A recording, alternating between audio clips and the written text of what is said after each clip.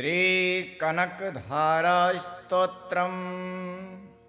या रक्ताम्बुजवासिनी विलासिनी चण्डासु तेजस्विनी, या रक्तारुधिराम्बरा हरिसखी, या श्रीमनोल्लादिनी, या रत्नाकरमन्थनात् प्रकटिता विष्णो स्वया गेहिनी, सा मां पातु मनोरमा भगवती लक्ष्मीश्च पद्मावती। अंगं हरे पुलकभूषणमाश्रयन्ते, भृङ्गाङ्गनेव मुकुलाभरणं तमालम्, अंगे कृताखिलविभूतिरपाङ्गलीला, माङ्गल्यदास्तु मम मङ्गलदेवतायाः। मुग्धा मुहुर्विदधति वदने मुरारे, प्रेमत्रपा प्रणहितानि गतागतानि, मालादृशोर्मधुकरीव महोत्पलेया, सा मे श्रियं दिशतु सागरसम्भवायाः। विश्वामरेन्द्रपदविभ्रमदानदक्ष, आनन्दहेतुरधिकं मुरवे द्विषोऽपि, ईशन्निषीदतु मयि क्षणमेक्षणार्धम्, इन्देवरोदरसहोदरमिन्दिरायाः। आमीलिताक्षमधिगम्य मुदा मुकुन्द, आनन्दकन्दमनिमेषमनङ्गतन्त्रम्, आकेकरस्थिककनीनिकपक्षनेत्रम्, भूत्ये भवेन्मम भुजङ्गशयाङ्गनायाः। वाह्यन्तरे मधुजितश्रितकौस्तुभेया, हारावलेव हरनीलमये विभाति, कामप्रदा भगवतोऽपि कटाक्षमाला, कल्याणमावहतु मे कमलालयायाः। कालाम्बुदालिललितो रसिकैटभारेर्धाराधरे स्फुरति या तडितङ्गनेव, मातुः समस्तजगतां महनीयमूर्तिः, भद्राणि मे दिशतु भार्गवनन्दनायाः। प्राप्तं पदं प्रथमतः किल यत्प्रभावान्, माङ्गल्यभाजि मधुमाथिनि मन्मथेन, मय्यापतेत्तदिह मन्थरमेक्षणार्धम्, मन्दालसं च मकरालयकन्यकायाः। दद्यादयानुपवनो द्रविडाम्बुधाराम्,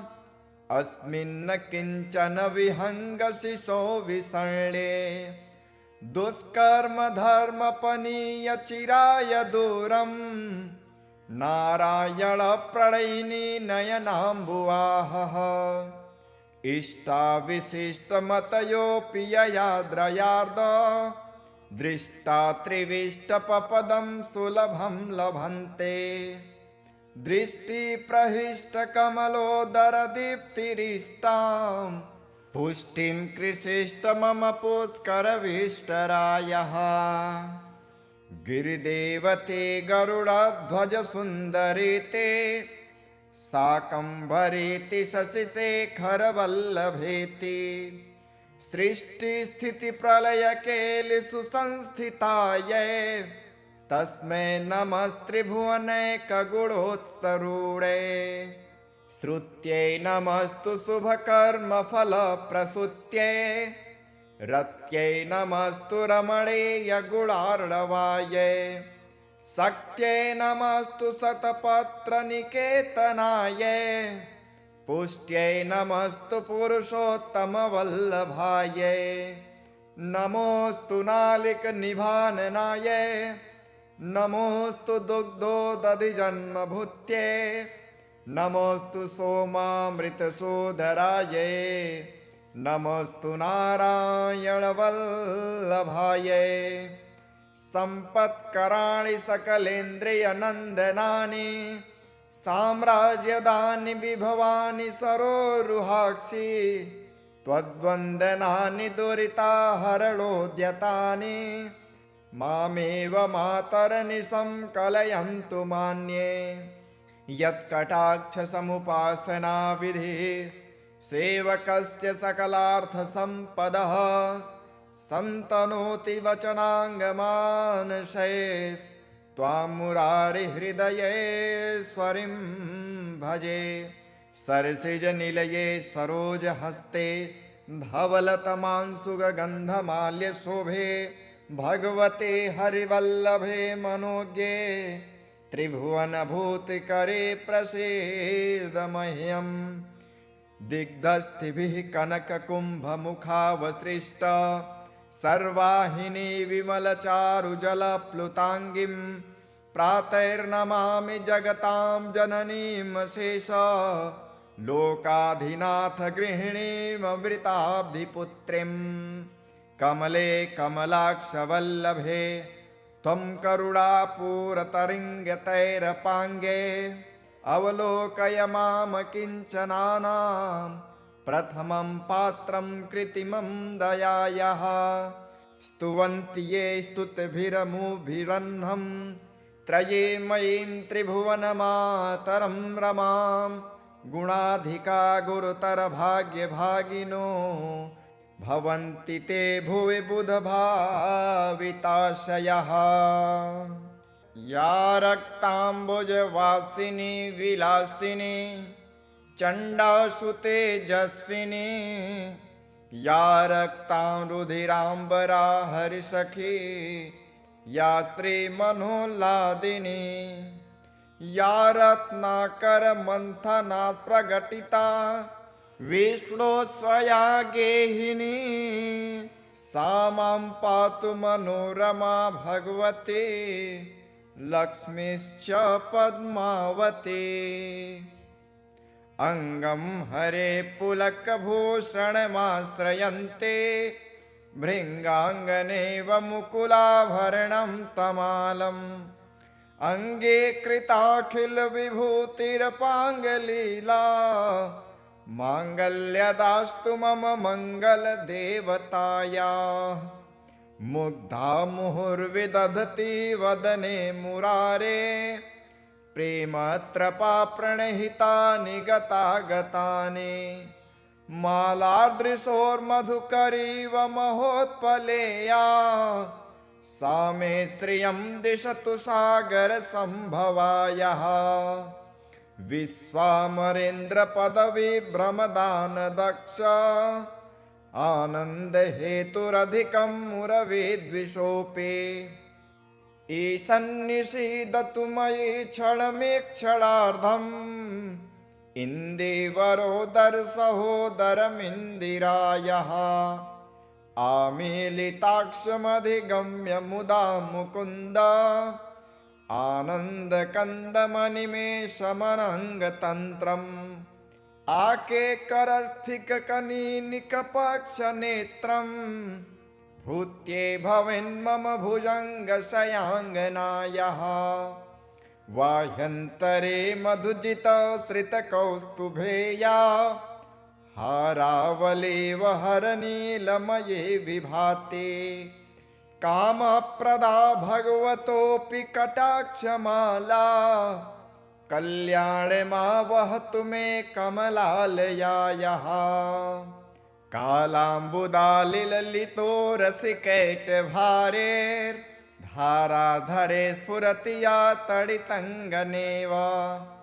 मातुः समस्तजगतां महनीयमूर्तिर्भद्राणि मे दिशतु भार्गवनन्दनायः प्राप्तं पदं प्रथमतः किल यत्प्रभावान् माङ्गल्यभाजि मधुमाथिनि मन्मथेन मय्यापते तदिह मन्थरमेक्षणार्धम् मन्दालसं च मकरालय कन्यकायः दद्यादयानुपवनो द्रविडाम्बुधाराम् अस्मिन्न किञ्चन विहङ्गशिशो विसर्णे दुष्कर्म धर्मपनीय चिराय दूरम् नारायण प्रणयिनी नयनाम्बुवाहः इष्टाविशिष्टमतयोऽपि ययाद्रयार्द दृष्टा त्रिविष्टपपदं सुलभं लभन्ते दृष्टिप्रहिष्टकमलोदरदीप्तिरिष्टां पुष्टिं कृषिष्ट मम पुष्करविष्टरायः गिरिदेवते गरुडध्वजसुन्दरीते शाकम्भरीति शशिशेखरवल्लभेति सृष्टिस्थितिप्रलयकेलिषु संस्थितायै तस्मै नमस्त्रिभुवनैकगुणोत्तरूढे श्रुत्यै नमस्तु शुभकर्मफलप्रसूत्यै रत्यै नमस्तु रमणीयगुणार्णवायै शक्त्यै नमस्तु शतपत्रनिकेतनायै पुष्ट्यै नमस्तु पुरुषोत्तमवल्लभायै नमोऽस्तु नालिकनिभाननायै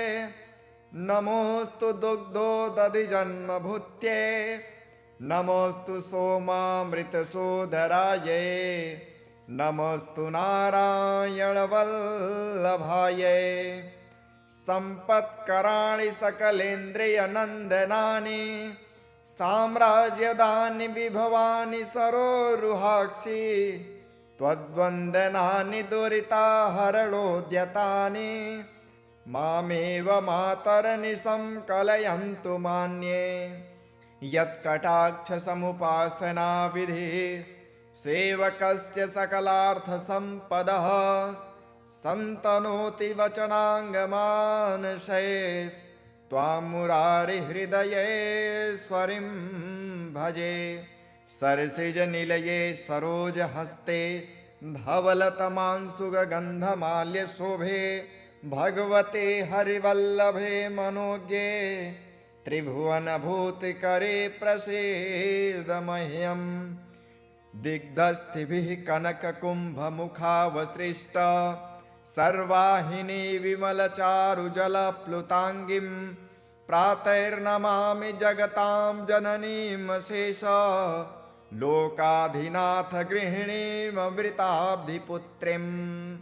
कमले कमलाक्षवल्लभे त्वं करुणापूरतरिङ्गतैरपाङ्गे अवलोकय माम किञ्चनानां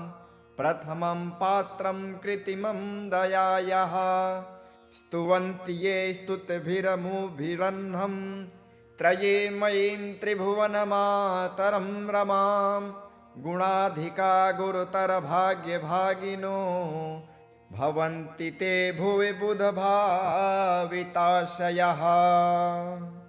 या रक्ताम्बुजवासिनी विलासिनी चण्डासु तेजस्विनी या रक्तारुधिराम्बरा हरिसखी या श्रीमनोल्लादिनी या रत्नाकरमन्थनात् प्रकटिता विष्णो स्वया गेहिनी सा मां पातु मनोरमा भगवती लक्ष्मीश्च पद्मावती अंगं हरे पुलकभूषणमाश्रयन्ते भृङ्गाङ्गनेव मुकुलाभरणं तमालम्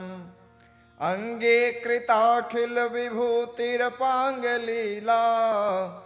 माङ्गल्यदास्तु मम मङ्गलदेवतायाः मुग्धा मुहुर्विदधति वदने मुरारे प्रेमत्रपा प्रणहितानि गतागतानि मालादृशोर्मधुकरीव महोत्पलेया सा मे श्रियं दिशतु सागरसम्भवायाः विश्वामरेन्द्रपदविभ्रमदानदक्ष आनन्दहेतुरधिकं मुरविद्विषोऽपि ईशन्निषीदतु मयि क्षणमेक्षणार्धम् इन्दीवरोदरसहोदरमिन्दिरायः आमीलिताक्षमधिगम्य मुदा मुकुन्द आनन्दकन्दमनिमेषमनङ्गतन्त्रम् आकेकरस्थिककनीनिकपक्षनेत्रम् भूत्ये भवेन्मम भुजङ्गशयाङ्गनायः वाह्यन्तरे मधुजितश्रितकौस्तुभेया हारावलेव हरनीलमये विभाते कामप्रदा भगवतोऽपि कटाक्षमाला कल्याणमा वहतु मे कमलालयायः कालाम्बुदालिललितो रसिकैटभारेर्धाराधरे स्फुरति या तडितङ्गनेव मातुः समस्तजगतां महनीयमूर्तिर्भद्राणि मे दिशतु भार्गवनन्दनायः प्राप्तं पदं प्रथमतः किल यत्प्रभावान् माङ्गल्यभाजि मधुमाथिनि मन्मथेन मय्यापते तदिह मन्थरमेक्षणार्धम् मन्दालसं च मकरालयकन्यकायः दद्यादयानुपवनो द्रविडाम्बुधाराम् अस्मिन्न किञ्चन विहङ्गशिशो विसर्णे दुष्कर्मधर्मपनीयचिराय दूरम् नारायणप्रणयिनी नयनाम्बुवाहः इष्टाविशिष्टमतयोऽपि ययाद्रयार्द दृष्टा त्रिविष्टपपदं सुलभं लभन्ते दृष्टिप्रहिष्टकमलोदरदीप्तिरिष्टां पुष्टिं कृषिष्ट मम पुष्करविष्टरायः गिरिदेवते गरुडध्वजसुन्दरीते शाकम्भरीति शशिशेखरवल्लभेति सृष्टिस्थितिप्रलयकेलिषु संस्थितायै तस्मै नमस्त्रिभुवनैकगुणोत्तरूढे श्रुत्यै नमस्तु शुभकर्मफलप्रसूत्यै रत्यै नमस्तु रमणीयगुणार्णवायै शक्त्यै नमस्तु शतपत्रनिकेतनायै पुष्ट्यै नमस्तु पुरुषोत्तमवल्लभायै नमोऽस्तु नालिकनिभाननायै नमोऽस्तु दुग्धोदधिजन्मभूत्यै नमोऽस्तु सोमामृतसोदरायै नमोऽस्तु नारायणवल्लभायै सम्पत्कराणि सकलेन्द्रियनन्दनानि साम्राज्यदानि विभवानि सरोरुहाक्षि त्वद्वन्दनानि दुरिताहरणोद्यतानि मामेव मातरनिशं कलयन्तु मान्ये यत्कटाक्षसमुपासनाविधिः सेवकस्य सकलार्थसम्पदः सन्तनोति वचनाङ्गमानशैस्त्वां मुरारिहृदयेश्वरीं भजे सरसिजनिलये सरोजहस्ते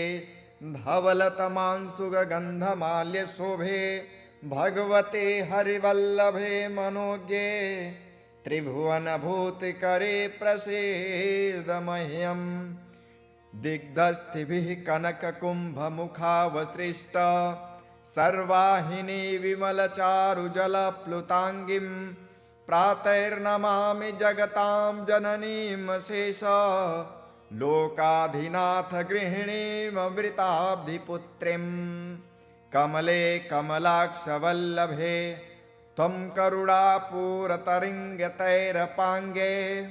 अवलोकय माम किञ्चनानां प्रथमं पात्रं कृत्रिमं दयायाः स्तुवन्ति ये स्तुतिभिरमुभिरह्नं त्रये मयीं त्रिभुवनमातरं रमां गुणाधिका गुरुतरभाग्यभागिनो भवन्ति ते भुवि बुधभाविताशयः या रक्ताम्बुजवासिनी विलासिनी चण्डासु तेजस्विनी या रक्तां रुधिराम्बरा हरिसखी या श्रीमनोल्लादिनी या रत्नाकरमन्थनात् प्रकटिता विष्णो स्वया गेहिनी सा मां पातु मनोरमा भगवती लक्ष्मीश्च पद्मावती अंगं हरे पुलकभूषणमाश्रयन्ते भृङ्गाङ्गनेव मुकुलाभरणं तमालम् अंगे कृताखिलविभूतिरपाङ्गलीला माङ्गल्यदास्तु मम मङ्गलदेवतायाः मुग्धा मुहुर्विदधति वदने मुरारे प्रेमत्रपा प्रणहितानि गतागतानि मालादृशोर्मधुकरीव महोत्पलेया सा मे श्रियं दिशतु सागरसम्भवायः विश्वामरेन्द्रपदविभ्रमदानदक्ष आनन्दहेतुरधिकं मुरविद्विषोऽपि ईशन्निषीदतु मयि क्षणमेक्षणार्धम् इन्दीवरोदरसहोदरमिन्दिरायः आमीलिताक्षमधिगम्य मुदा मुकुन्द आनन्दकन्दमनिमेषमनङ्गतन्त्रम् आकेकरस्थिककनीनिकपक्षनेत्रम् भूत्ये भवेन्मम भुजङ्गशयाङ्गनायः वाह्यन्तरे मधुजितश्रितकौस्तुभेया हारावलेव हरनीलमये विभाते कामप्रदा भगवतोऽपि कटाक्षमाला कल्याणमा वहतु मे कमलालयायः कालाम्बुदालिललितो रसिकैटभारेर्धाराधरे स्फुरति या तडितङ्गनेव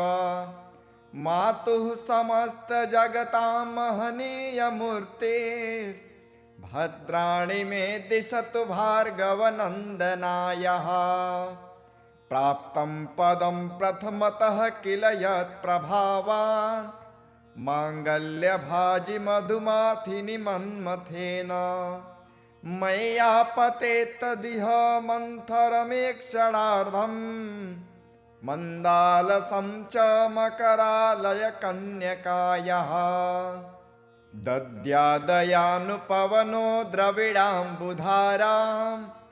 अस्मिन्न किञ्चन विहङ्गशिशो विसर्णे दुष्कर्मधर्मपनीयचिराय दूरम् नारायणप्रणयिनी नयनाम्बुवाहः इष्टाविशिष्टमतयोऽपि ययाद्रयार्द दृष्टा त्रिविष्टपपदं सुलभं लभन्ते दृष्टिप्रहिष्टकमलोदरदीप्तिरिष्टां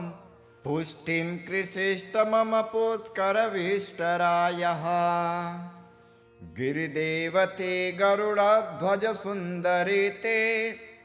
शाकम्भरीति शशिशेखरवल्लभेति सृष्टिस्थितिप्रलयकेलिषु संस्थितायै तस्मै नमस्त्रिभुवनैकगुणोत्तरूढे श्रुत्यै नमस्तु शुभकर्मफलप्रसूत्यै रत्यै नमस्तु रमणीयगुणार्णवायै शक्त्यै नमस्तु शतपत्रनिकेतनायै पुष्ट्यै नमस्तु पुरुषोत्तमवल्लभायै नमोऽस्तु नालिकनिभाननायै नमोऽस्तु दुग्धोदधिजन्मभूत्यै नमोऽस्तु सोमामृतसोदरायै नमोऽस्तु नारायणवल्लभायै सम्पत्कराणि सकलेन्द्रियनन्दनानि साम्राज्यदानि विभवानि सरोरुहाक्षि त्वद्वन्दनानि दुरिताहरणोद्यतानि मामेव मातरनिशं कलयन्तु मान्ये यत्कटाक्षसमुपासनाविधिः सेवकस्य सकलार्थसम्पदः सन्तनोति वचनाङ्गमानशे त्वां मुरारिहृदयेश्वरीं भजे सरसिजनिलये सरोजहस्ते धवलतमांसुगन्धमाल्यशोभे भगवते हरिवल्लभे मनोज्ञे त्रिभुवनभूतिकरे प्रसीद मह्यम् दिग्धस्थिभिः कनककुम्भमुखावसृष्ट सर्वाहिनी विमलचारुजलप्लुताङ्गीं प्रातैर्नमामि जगतां जननीमशेष लोकाधिनाथ गृहिणीममृताब्धिपुत्रीं कमले कमलाक्षवल्लभे त्वं करुणापूरतरिङ्गतैरपाङ्गे अवलोकय माम किञ्चनानां प्रथमं पात्रं कृत्रिमं दयायाः स्तुवन्ति ये स्तुतिभिरमुभिरह्नं त्रये मयीं त्रिभुवनमातरं रमां गुणाधिका गुरुतरभाग्यभागिनो भवन्ति ते भुवि बुधभाविताशयः या रक्ताम्बुजवासिनी विलासिनी चण्डासु तेजस्विनी या रक्तां रुधिराम्बरा हरिसखी या श्रीमनोल्लादिनी या रत्नाकरमन्थनात् प्रकटिता विष्णो स्वया गेहिनी सा मां पातु मनोरमा भगवती लक्ष्मीश्च पद्मावती अंगं हरे पुलकभूषणमाश्रयन्ते भृङ्गाङ्गनेव मुकुलाभरणं तमालम् अंगे कृताखिलविभूतिरपाङ्गलीला माङ्गल्यदास्तु मम मङ्गलदेवतायाः मुग्धा मुहुर्विदधति वदने मुरारे प्रेमत्रपा प्रणहितानि गतागतानि मालादृशोर्मधुकरीव महोत्पलेया सा मे श्रियं दिशतु सागरसम्भवायः विश्वामरेन्द्रपदविभ्रमदानदक्ष आनन्दहेतुरधिकं मुरवे द्विषोऽपि ईशन्निषीदतु मयि क्षणमेक्षणार्धम् इन्देवरोदरसहोदरमिन्दिरायः आमीलिताक्षमधिगम्य मुदा मुकुन्द आनन्दकन्दमनिमेषमनङ्गतन्त्रम् आकेकरस्थिककनीनिकपक्षनेत्रम् भूत्ये भवेन्मम भुजङ्गशयाङ्गनायः वाह्यन्तरे मधुजितश्रितकौस्तुभेया हारावलेव हरनीलमये विभाते कामप्रदा भगवतोऽपि कटाक्षमाला कल्याणमावहतु मे कमलालयायः कालाम्बुदालिललितो रसिकैटभारेर्धाराधरे स्फुरति या तडितङ्गनेव मातुः समस्तजगतां महनीयमूर्तिर्भद्राणि मे दिशतु भार्गवनन्दनायः प्राप्तं पदं प्रथमतः किल यत्प्रभावान् माङ्गल्यभाजि मधुमाथिनि मन्मथेन मय्यापते तदिह मन्थरमेक्षणार्धम् मन्दालसं च मकरालयकन्यकायः दद्यादयानुपवनो द्रविडाम्बुधाराम् अस्मिन्न किञ्चन विहङ्गशिशो विसर्णे दुष्कर्म धर्मपनीय चिराय दूरम् नारायणप्रणयिनी नयनाम्बुवाहः इष्टाविशिष्टमतयोऽपि ययाद्रयार्द दृष्टा त्रिविष्टपपदं सुलभं लभन्ते दृष्टिप्रहिष्टकमलोदरदीप्तिरिष्टां पुष्टिं कृषिष्ट मम पुष्करविष्टरायः गिरिदेवते गरुडध्वजसुन्दरी ते शाकम्भरीति शशिशेखरवल्लभेति सृष्टिस्थितिप्रलयकेलिषु संस्थितायै तस्मै नमस्त्रिभुवनैकगुणोत्तरूढे श्रुत्यै नमस्तु शुभकर्मफलप्रसूत्यै रत्यै नमस्तु रमणीयगुणार्णवायै शक्त्यै नमस्तु शतपत्रनिकेतनायै पुष्ट्यै नमस्तु पुरुषोत्तमवल्लभायै नमोऽस्तु नालिकनिभाननायै नमोऽस्तु दुग्धोदधिजन्मभूत्यै नमोऽस्तु सोमामृतसोदरायै नमोऽस्तु नारायणवल्लभायै सम्पत्कराणि सकलेन्द्रियनन्दनानि साम्राज्यदानि विभवानि सरोरुहाक्षि त्वद्वन्दनानि दुरिताहरणोद्यतानि मामेव मातरनिशं कलयन्तु मान्ये यत्कटाक्षसमुपासनाविधिः सेवकस्य सकलार्थसम्पदः सन्तनोति वचनाङ्गमानशे त्वां मुरारिहृदयेश्वरीं भजे सरसिजनिलये सरोजहस्ते धवलतमांशुगन्धमाल्यशोभे भगवते हरिवल्लभे मनोज्ञे त्रिभुवनभूतिकरे प्रसीद मह्यम् दिग्धस्थिभिः कनककुम्भमुखावसृष्ट सर्वाहिनी विमलचारुजलप्लुताङ्गीं प्रातैर्नमामि जगतां जननीमशेष लोकाधिनाथ गृहिणीममृताब्धिपुत्रीं कमले कमलाक्षवल्लभे त्वं करुणापूरतरिङ्गतैरपाङ्गे अवलोकय माम किञ्चनानां प्रथमं पात्रं कृत्रिमं दयायाः स्तुवन्ति ये स्तुतिभिरमुभिरह्नं त्रये मयीं त्रिभुवनमातरं रमां गुणाधिका गुरुतरभाग्यभागिनो भवन्ति ते भुवि बुधभाविताशयः या रक्ताम्बुजवासिनी विलासिनी चण्डासु तेजस्विनी या रक्तारुधिराम्बरा हरिसखी या श्रीमनोल्लादिनी या रत्नाकरमन्थनात् प्रकटिता विष्णो स्वया गेहिनी सा मां पातु मनोरमा भगवती लक्ष्मीश्च पद्मावती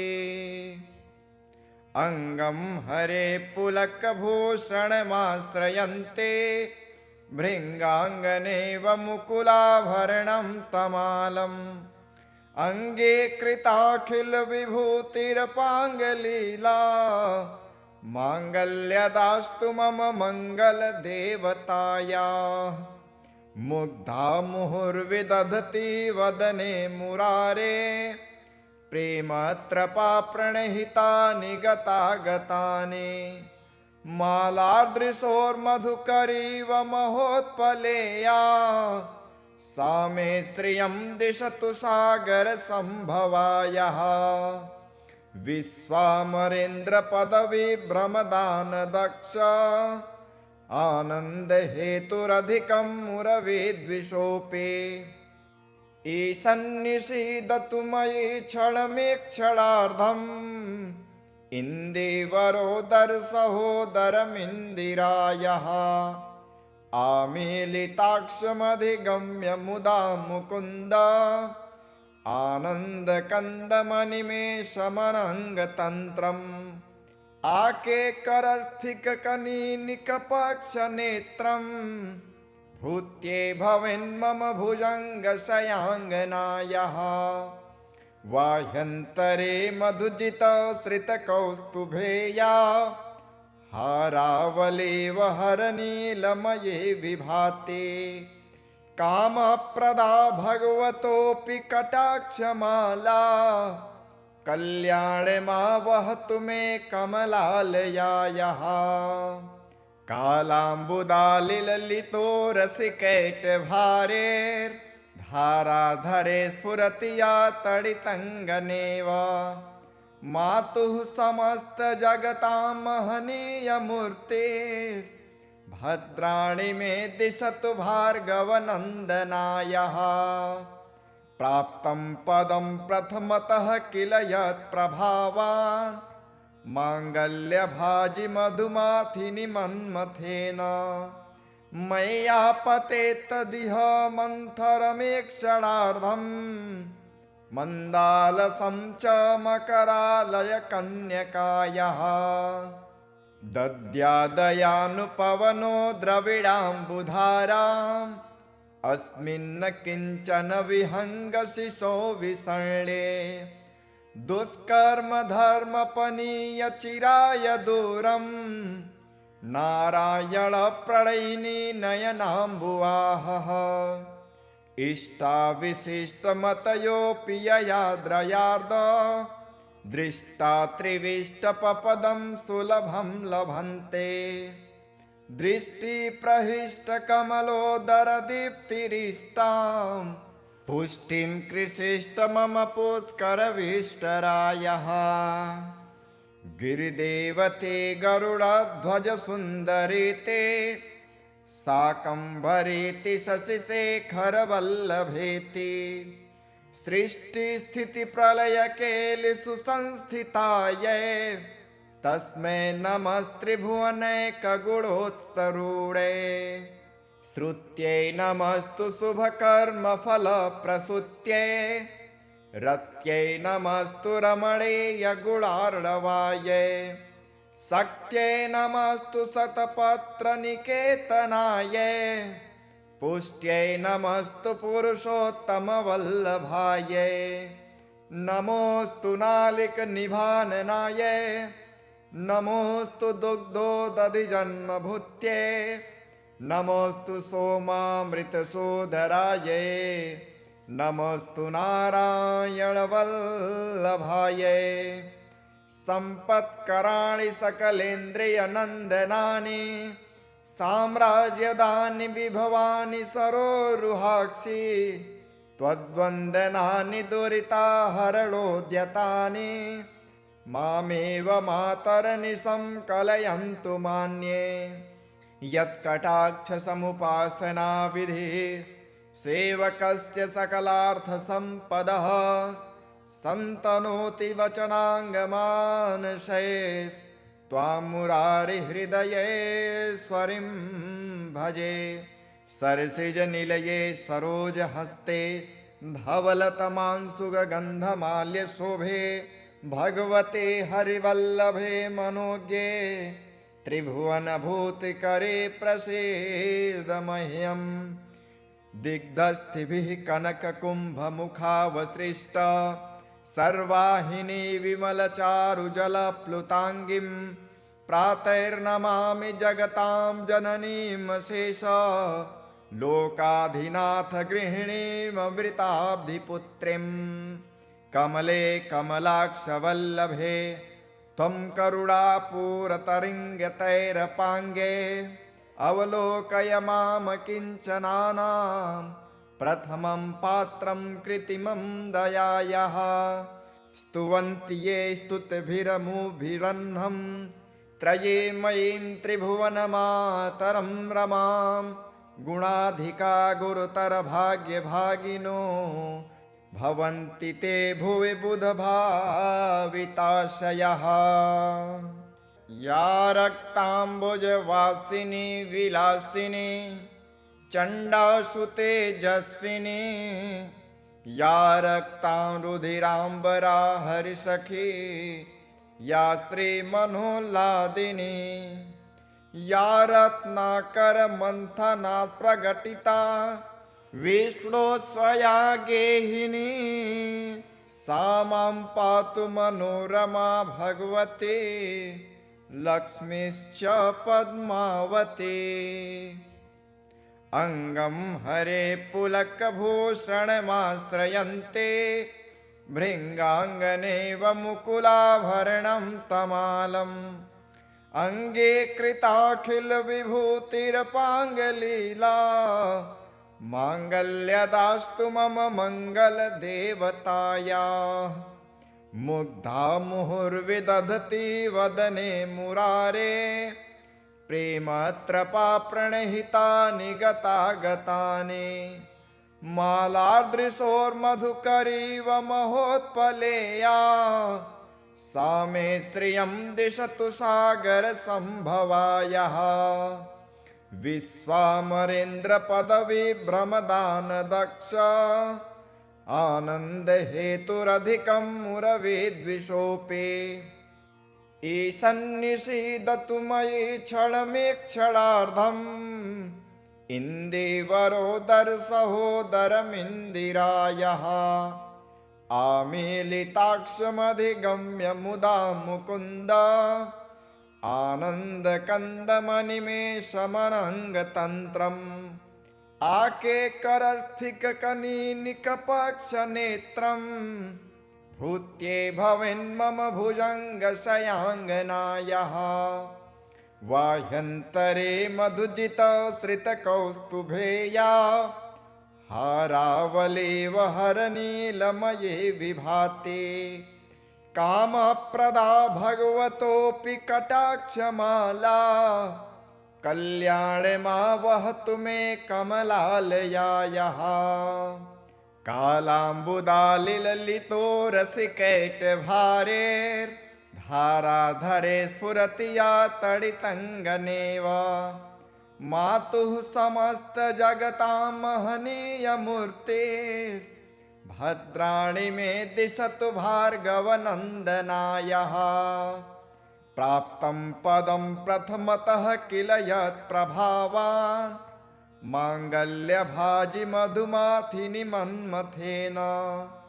मय्यापते तदिह मन्थरमेक्षणार्धम् मन्दालसं च मकरालयकन्यकायाः। दद्यादयानुपवनो द्रविडाम्बुधाराम् अस्मिन्न किञ्चन विहङ्गशिशो विसर्णे दुष्कर्मधर्मपनीयचिराय दूरम् नारायणप्रणयिनी नयनाम्बुवाहः। इष्टाविशिष्टमतयोऽपि ययाद्रयार्द दृष्टा त्रिविष्टपपदं सुलभं लभन्ते दृष्टिप्रहिष्टकमलोदरदीप्तिरिष्टां पुष्टिं कृषिष्ट मम पुष्करविष्टरायः। गिरिदेवते गरुडध्वजसुन्दरीते शाकम्भरीति शशिशेखरवल्लभेति सृष्टिस्थितिप्रलयकेलिसुसंस्थितायै तस्मै नमस्त्रिभुवनैकगुणोत्तरूढे श्रुत्यै नमस्तु शुभकर्मफलप्रसूत्यै रत्यै नमस्तु रमणीयगुणार्णवायै शक्त्यै नमस्तु शतपत्रनिकेतनायै पुष्ट्यै नमस्तु पुरुषोत्तमवल्लभायै नमोऽस्तु नालिकनिभाननायै नमोऽस्तु दुग्धोदधिजन्मभूत्यै नमोऽस्तु सोमामृतसोदरायै नमोऽस्तु नारायणवल्लभायै सम्पत्कराणि सकलेन्द्रियनन्दनानि साम्राज्यदानि विभवानि सरोरुहाक्षि त्वद्वन्दनानि दुरिताहरणोद्यतानि मामेव मातरनिशं कलयन्तु मान्ये यत्कटाक्षसमुपासना विधि सेवकस्य सकलार्थसम्पदः सन्तनोति वचनाङ्गमानशे त्वां मुरारिहृदयेश्वरीं भजे। सरसिजनिलये सरोजहस्ते धवलतमांशुगन्धमाल्यशोभे भगवते हरिवल्लभे मनोज्ञे त्रिभुवनभूतिकरे प्रसीद मह्यम्। दिग्धस्थिभिः कनककुम्भमुखावसृष्ट सर्वाहिनी विमलचारुजलप्लुताङ्गीं प्रातैर्नमामि जगतां जननीमशेष लोकाधिनाथ गृहिणीममृताब्धिपुत्रीं। कमले कमलाक्षवल्लभे त्वं करुणापूरतरङ्गतैरपाङ्गे अवलोकय माम किञ्चनानां प्रथमं पात्रं कृत्रिमं दयायाः। स्तुवन्ति ये स्तुतिभिरमुभिरह्नं त्रये मयीं त्रिभुवनमातरं रमां। गुणाधिका गुरुतरभाग्यभागिनो भवन्ति ते भुवि बुधभाविताशयः। या रक्ताम्बुजवासिनी विलासिनी चण्डासुतेजस्विनी या रक्तां रुधिराम्बरा हरिसखी या श्रीमनोल्लादिनी या रत्नाकरमन्थनात् प्रकटिता विष्णो स्वया गेहिनी सा मां पातु मनोरमा भगवती लक्ष्मीश्च पद्मावती। अंगं हरे पुलकभूषणमाश्रयन्ते भृङ्गाङ्गनेव मुकुलाभरणं तमालम्। अंगे कृताखिलविभूतिरपाङ्गलीला माङ्गल्यदास्तु मम मङ्गलदेवतायाः। मुग्धा मुहुर्विदधति वदने मुरारे प्रेमत्रपा प्रणहितानि गतागतानि। मालादृशोर्मधुकरीव महोत्पलेया सा मे श्रियं दिशतु सागरसम्भवायः। विश्वामरेन्द्रपदविभ्रमदानदक्ष आनन्दहेतुरधिकं मुरविद्विषोऽपि। ईशन्निषीदतु मयि क्षणमेक्षणार्धम् इन्दिवरोदरसहोदरमिन्दिरायः। आमीलिताक्षमधिगम्य मुदा मुकुन्द आनन्दकन्दमनिमेषमनङ्गतन्त्रम्। आकेकरस्थिककनीनिकपक्षनेत्रम् भूत्ये भवेन्मम भुजङ्गशयाङ्गनायः। वाह्यन्तरे मधुजितश्रितकौस्तुभेया हारावलेव हरनीलमये विभाते। कामप्रदा भगवतोऽपि कटाक्षमाला कल्याणमावहतु मे कमलालयायः। कालाम्बुदालिललितो रसिकैटभारेर्धाराधरे स्फुरति या तडितङ्गनेव। मातुः समस्तजगतां महनीयमूर्तिर्भद्राणि मे दिशतु भार्गवनन्दनायः। प्राप्तं पदं प्रथमतः किल यत्प्रभावान् माङ्गल्यभाजि मधुमाथिनि मन्मथेन। मय्यापतेत्तदिह मन्थरमेक्षणार्धम् मन्दालसं च मकरालयकन्यकायः। दद्यादयानुपवनो द्रविडाम्बुधाराम् अस्मिन्न किञ्चन विहङ्गशिशो विसर्णे। दुष्कर्मधर्मपनीयचिराय दूरम् नारायणप्रणयिनी नयनाम्बुवाहः। इष्टाविशिष्टमतयोऽपि ययाद्रयार्द दृष्टा त्रिविष्टपपदं सुलभं लभन्ते दृष्टिप्रहिष्टकमलोदरदीप्तिरिष्टां पुष्टिं कृषिष्ट मम पुष्करविष्टरायः गिरिदेवते गरुडध्वजसुन्दरी ते शाकम्भरीति शशिशेखरवल्लभेति सृष्टिस्थितिप्रलयकेलिषु संस्थितायै तस्मै नमस्त्रिभुवनैकगुणोत्तरूढे श्रुत्यै नमस्तु शुभकर्मफलप्रसूत्यै रत्यै नमस्तु रमणीयगुणार्णवायै शक्त्यै नमस्तु शतपत्रनिकेतनायै पुष्ट्यै नमस्तु पुरुषोत्तमवल्लभायै नमोऽस्तु नालिकनिभाननायै नमोऽस्तु दुग्धोदधिजन्मभूत्यै नमोऽस्तु सोमामृतसोदरायै नमोऽस्तु नारायणवल्लभायै सम्पत्कराणि सकलेन्द्रियनन्दनानि साम्राज्यदानि विभवानि सरोरुहाक्षि त्वद्वन्दनानि दुरिताहरणोद्यतानि मामेव मातरनिशं कलयन्तु मान्ये यत्कटाक्षसमुपासनाविधिः सेवकस्य सकलार्थसम्पदः सन्तनोति वचनाङ्गमानशे त्वां मुरारिहृदयेश्वरीं भजे सरसिजनिलये सरोजहस्ते धवलतमांशुगन्धमाल्यशोभे भगवते हरिवल्लभे मनोज्ञे त्रिभुवनभूतिकरे प्रसीद मह्यम् दिग्धस्थिभिः कनककुम्भमुखावसृष्ट सर्वाहिनी विमलचारुजलप्लुताङ्गीं प्रातैर्नमामि जगतां जननीमशेष लोकाधिनाथ गृहिणीममृताब्धिपुत्रीं कमले कमलाक्षवल्लभे त्वं करुणापूरतरिङ्गतैरपाङ्गे अवलोकय माम किञ्चनानां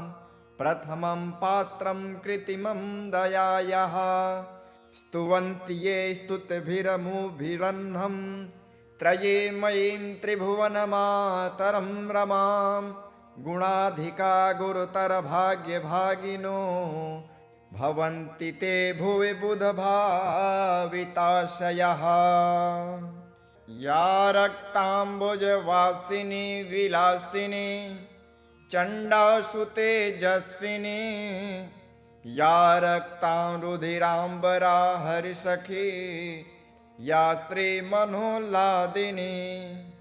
या रत्नाकरमन्थनात् प्रकटिता विष्णो स्वया गेहिनी सा मां पातु मनोरमा भगवती लक्ष्मीश्च पद्मावती अंगं हरे पुलकभूषणमाश्रयन्ते भृङ्गाङ्गनेव मुकुलाभरणं तमालम् अंगे कृताखिलविभूतिरपाङ्गलीला माङ्गल्यदास्तु मम मङ्गलदेवतायाः मुग्धा मुहुर्विदधति वदने मुरारे प्रेमत्रपा प्रणहितानि गतागतानि मालादृशोर्मधुकरीव महोत्पलेया सा मे श्रियं दिशतु सागरसम्भवायः विश्वामरेन्द्रपदविभ्रमदानदक्ष आनन्दहेतुरधिकं मुरविद्विषोऽपि ईशन्निषीदतु मयि क्षणमेक्षणार्धम् इन्दिवरोदरसहोदरमिन्दिरायः आमीलिताक्षमधिगम्य मुदा मुकुन्द आनन्दकन्दमनिमेषमनङ्गतन्त्रम् आकेकरस्थिककनीनिकपक्षनेत्रम् भूत्ये भवेन्मम भुजङ्गशयाङ्गनायः वाह्यन्तरे मधुजितश्रितकौस्तुभेया हारावलेव हरनीलमये विभाते कामप्रदा भगवतोऽपि कटाक्षमाला कल्याणमा वहतु मे कमलालयायः कालाम्बुदालिललितो रसिकैटभारेर्धाराधरे स्फुरति या तडितङ्गनेव मातुः समस्तजगतां महनीयमूर्तिर्भद्राणि मे दिशतु भार्गवनन्दनायः प्राप्तं पदं प्रथमतः किल यत्प्रभावान् माङ्गल्यभाजि मधुमाथिनि मन्मथेन मय्यापते तदिह मन्थरमेक्षणार्धम् मन्दालसं च मकरालयकन्यकायः दद्यादयानुपवनो द्रविडाम्बुधाराम् अस्मिन्न किञ्चन विहङ्गशिशो विसर्णे दुष्कर्मधर्मपनीयचिराय दूरम् नारायणप्रणयिनी नयनाम्बुवाहः इष्टाविशिष्टमतयोऽपि ययाद्रयार्द दृष्टा त्रिविष्टपपदं सुलभं लभन्ते दृष्टिप्रहिष्टकमलोदरदीप्तिरिष्टां पुष्टिं कृषिष्ट मम पुष्करविष्टरायः गिरिदेवते गरुडध्वजसुन्दरीते शाकम्भरीति शशिशेखरवल्लभेति सृष्टिस्थितिप्रलयकेलिषु संस्थितायै तस्मै नमस्त्रिभुवनैकगुणोत्तरूढे श्रुत्यै नमस्तु शुभकर्मफलप्रसूत्यै रत्यै नमस्तु रमणीयगुणार्णवायै शक्त्यै नमस्तु शतपत्रनिकेतनायै पुष्ट्यै नमस्तु पुरुषोत्तमवल्लभायै नमोऽस्तु नालिकनिभाननायै नमोऽस्तु दुग्धोदधिजन्मभूत्यै नमोऽस्तु सोमामृतसोदरायै नमोऽस्तु नारायणवल्लभायै सम्पत्कराणि सकलेन्द्रियनन्दनानि साम्राज्यदानि विभवानि सरोरुहाक्षि त्वद्वन्दनानि दुरिताहरणोद्यतानि मामेव मातरनिशं कलयन्तु मान्ये यत्कटाक्षसमुपासनाविधि सेवकस्य सकलार्थसम्पदः सन्तनोति वचनाङ्गमानशे त्वां मुरारिहृदयेश्वरीं भजे सरसिजनिलये सरोजहस्ते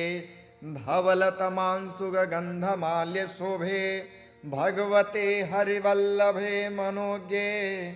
त्रिभुवनभूतिकरे प्रसीद मह्यम् दिग्धस्थिभिः कनककुम्भमुखावसृष्ट सर्वाहिनी विमलचारुजलप्लुताङ्गीं प्रातैर्नमामि जगतां जननीमशेष लोकाधिनाथ गृहिणीममृताब्धिपुत्रीं कमले कमलाक्षवल्लभे त्वं करुणापूरतरिङ्गतैरपाङ्गे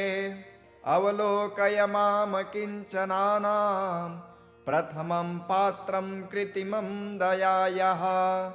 स्तुवन्ति ये स्तुतिभिरमुभिरह्नं त्रये मयीं त्रिभुवनमातरं रमां गुणाधिका गुरुतरभाग्यभागिनो भवन्ति ते भुवि बुधभाविताशयः।